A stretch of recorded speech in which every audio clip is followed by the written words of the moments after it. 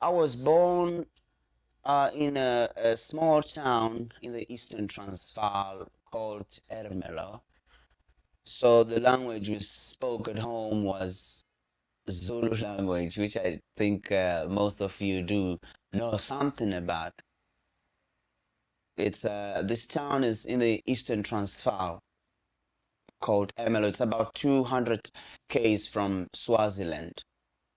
So I was born there, and I went to school there until I was doing standard 4. And then after that, I moved to another town called Standerton, also in the Transvaal.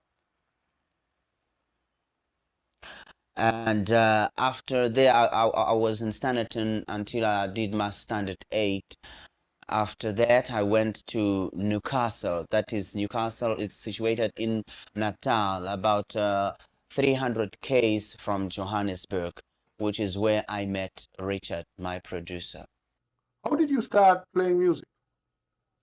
Well, I started playing music when I was about 8 years old, but that was just singing in local bands where I lived. But professionally, I started in 1979.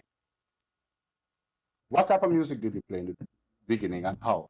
Well, now the thing is, in 1979, I met my producer, the guy who's my producer now, Richard Siluma. I met him. He was with a band called the Love Brothers. So they were playing Bakanga kind of music, which was very popular kind of music back home. Every band used to play that kind of music. And so when I joined this band, I started by playing drums and doing backing vocals and things like that. It's only in 1982 that I recorded my own solo album. Which was the first album you recorded?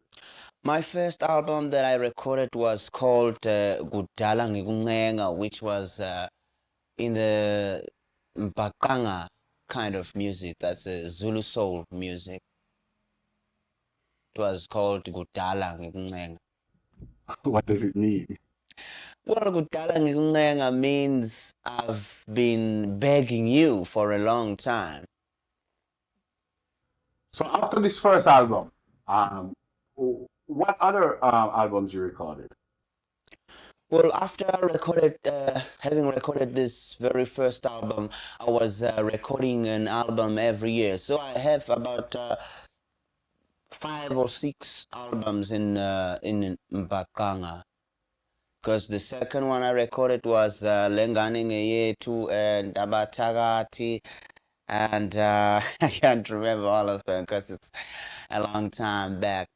I can't remember all of them, but it's about 5 or 6 Zulu albums that I recorded.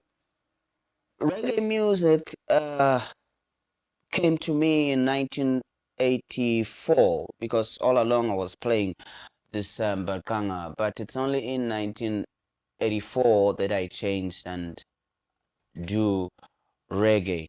Now the thing is, back home, uh, since Mbaqanga was the very popular kind of music, so any band, any upcoming band was doing the same kind of music. Like when you live in Jamaica, you know reggae music being the only kind of music that you can play.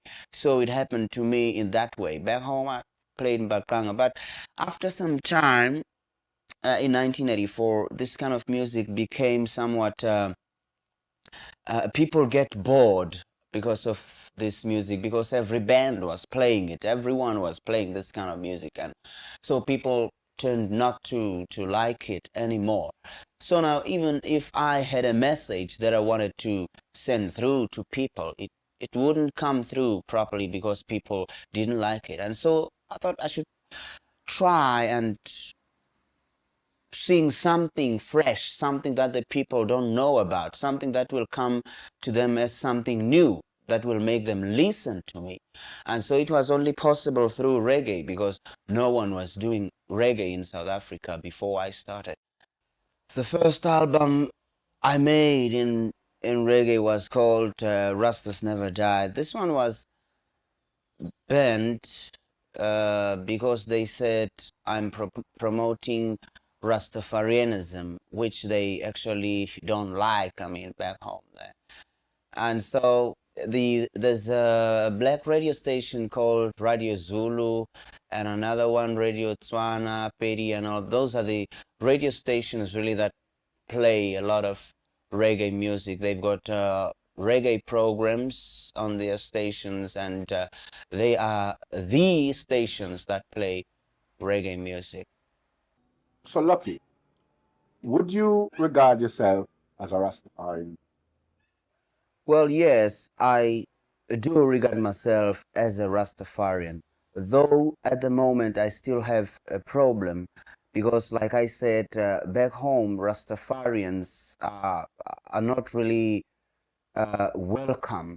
And so the problem I have at the moment is that I don't know much about the Rastafarian way of life, I mean, the culture and everything.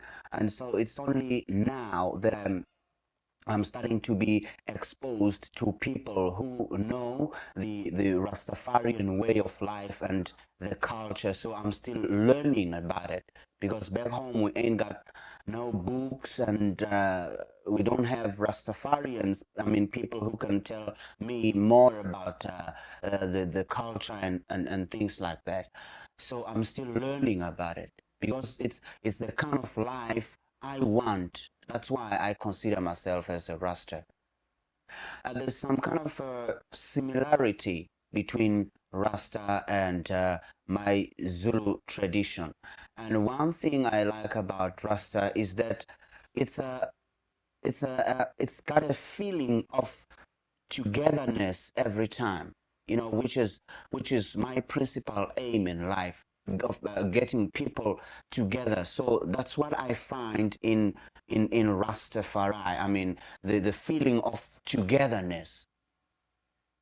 That's what really attracts me towards Rastafarianism. Do you think you'll continue playing reggae music for a long time, or in fact, you think you may make a change in a couple of years like you did before? Well, I think now reggae is me. I am reggae. I'm gonna play reggae for the rest of my life because that's the only kind of music that makes me happy. That's the only kind of music that I can express my feelings to my people with. Because I'm not singing because I can, or maybe I was given the chance to sing, but it's a kind of expressing my feelings to my people and on behalf of my people. So I think I'm gonna work for my people for the rest of my life. So I ain't gonna change now. I am reggae and reggae is me.